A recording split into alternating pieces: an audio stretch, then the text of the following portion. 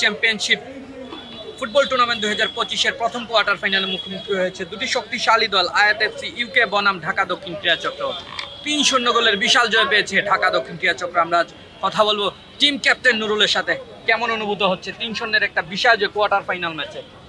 আমরা টিমে অনেক ভালো খেলছে, ভালো গেম উপহার দিছে, দর্শককে আনন্দিত করতে 3 গোলে জিতিছে।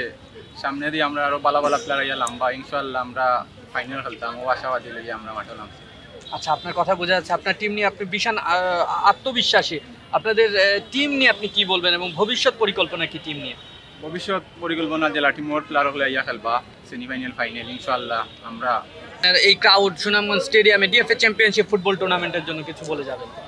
অনেক সুন্দর আয়োজন করছেন, টিম ম্যানেজার অফিসার হল আসলা, ভালো আয়োজন হয়েছে। সামনে দিয়ে আরো বড় বড় আয়োজন হইব ইনশাআল্লাহ। আমরা আগামীতে আবার চেষ্টা করব এই টুর্নামেন্টে অংশগ্রহণ করার লাগে।